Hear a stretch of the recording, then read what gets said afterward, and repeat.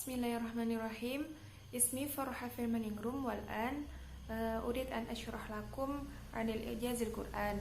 Di sini saya akan menjelaskan tentang ijazul Quran atau kemujizatan Al-Quran yang mungkin sudah dijelaskan atau sudah pernah didengar dari SMA dulu, dan kemarin kelas A, kelas B, mungkin kelas ICP juga sudah menjelaskan tentang materi ini. Di sini saya akan menambahi saja. Jadi ijazul Quran atau kemujizatan Al-Quran itu berasal dari bahasa Arab. Kata ijaz itu berasal dari bahasa Arab ajaza yu'jizu ijazan, yang artinya melemahkan atau membuat tidak mampu.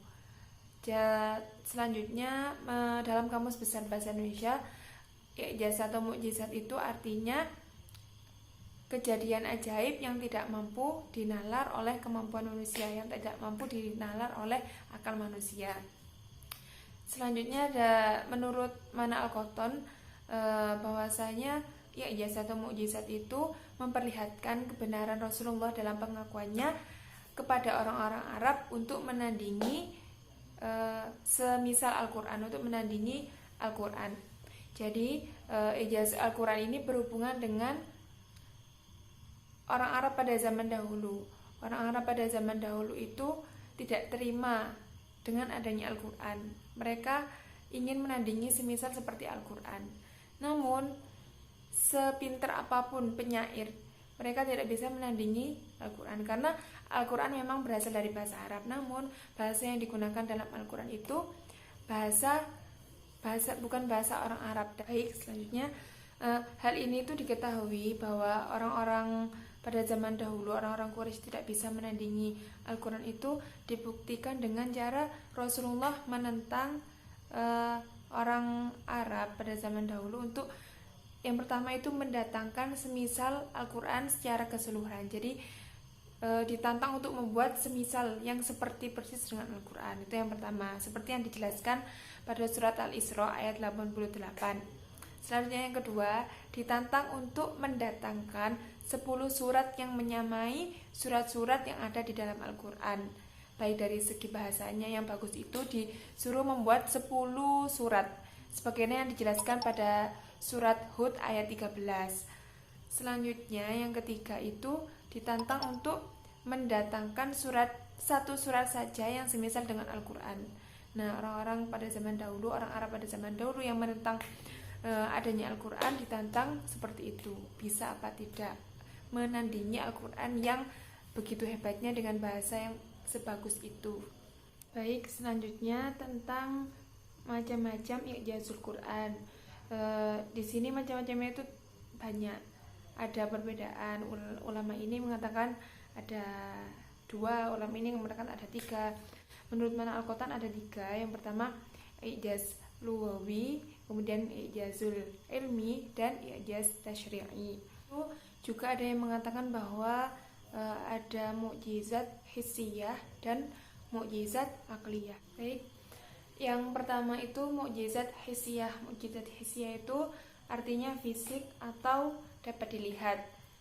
Istilahnya itu mukjizat hissiyah adalah mukjizat yang secara kasat mata atau panca indera bisa dilihat oleh panca indera sebagai sesuatu yang luar biasa. Jadi dilihat oleh panca indera itu jelas, oh ini luar biasa, hebat gitu. Contohnya seperti apa? Contohnya itu seperti mukjizat Nabi Musa, tongkat Nabi Musa itu kan dilihat dengan kasat mata, itu memang sesuatu yang luar biasa yang sudah dijelaskan di dalam Al-Quran. Seperti itu. Selanjutnya mukjizat akliyah. Mukjizat akliyah itu adalah mukjizat yang tidak dapat dilihat secara kasat mata sebagai sesuatu yang luar biasa. Jadi melihatnya itu harus dengan sisi lain, dengan hati. Contohnya itu kayak mukjizatnya Rasulullah SAW, yaitu Al-Quran Karim. Kalau dilihat secara kasat mata, mungkin ini Al-Quran itu hanya sebuah buku, tidak terlihat kalau itu mukjizat. Namun ketika sudah dipelajari, terdapat hikmah-hikmah yang bisa diambil, itu baru kelihatan bahwa ini tuh termasuk mukjizat. Jadi ini yang dimaksud dengan mukjizat akliyah, perlu adanya pemikiran. Selanjutnya yaitu ijaz lugawi atau kemujizatan Al-Quran dari segi bahasa. Ini sudah jelas mungkin menurut saya, teman-teman pasti sudah mengetahuinya, jadi saya tidak akan menjelaskan panjang lebar. i'jaz lughawi dari segi bahasa itu Al-Quran memiliki bahasa yang istimewa. Jadi bahasa Al-Quran kan bahasa Arab ya, tapi bahasa Arabnya itu beda dengan bahasa Arab yang dipakai di daerah Arab situ.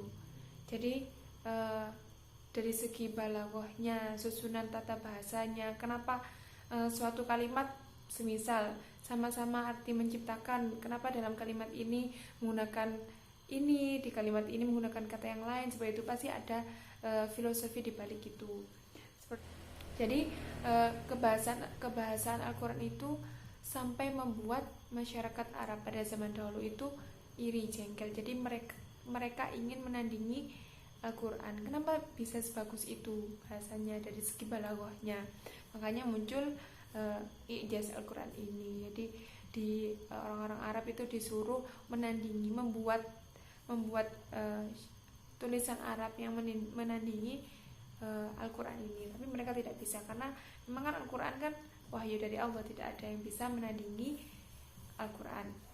Selain itu kemujizatan bahasa itu sampai Al-Quran itu menjadi menjadi sorotan jadi peneliti bahasa. Jadi ahli-ahli bahasa itu sampai meneliti, karena Al-Quran ini bagus sekali gitu. Kenapa sampai ada? Ini memang benar-benar bukan perkataan manusia. Jadi benar-benar ini wahyu dari Allah Subhanahu wa taala. Selanjutnya i'jazul Quran, i'jazul ilmi. Tadi kan i'jaz lughawi, sekarang i'jazul ilmi, kemujizatan Al-Quran dari segi ilmu pengetahuan. Ini banyak sekali di dalam Al-Quran itu mengandung ayat-ayat tentang ilmu pengetahuan, sangat banyak sekali. Hampir semuanya mengandung ilmu pengetahuan. Nah, salah satunya itu pada surat Al-Hajr ayat 22 tentang penyerbukan yang dibantu dengan angin. Nah, itu kan mengandung ilmu pengetahuan. Jadi penyerbukan tumbuh-tumbuhan itu dibantu oleh angin membawa serbuk dari tanaman ini terus jatuh pada tanaman yang satunya sehingga membuahkan hasil seperti itu. Terus selanjutnya tentang penciptaan manusia diciptakan awal itu dari ini, kemudian dijadikan seperti ini, ada tulangnya dibungkus dengan daging. Itu salah satu contoh kemujizatan ilmi, jadi mengandung ilmu pengetahuan.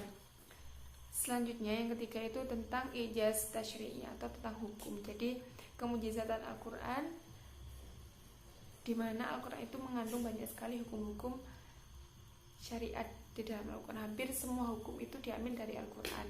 Nah, nanti semisal tidak ada di dalam Al-Quran, baru ke hadis Nabi, perkataan Nabi yang dimana sandarannya itu juga dari Al-Quran. Jadi Al-Quran itu menurut saya mencakup semuanya. Al-Quran itu memang namanya sumber hukum Islam. Jadi semua hukum Islam, semua apapun yang ada di dalam Islam itu bersumber dari Al-Quran, yang pertama. Yang kedua baru dari hadis Rasulullah SAW.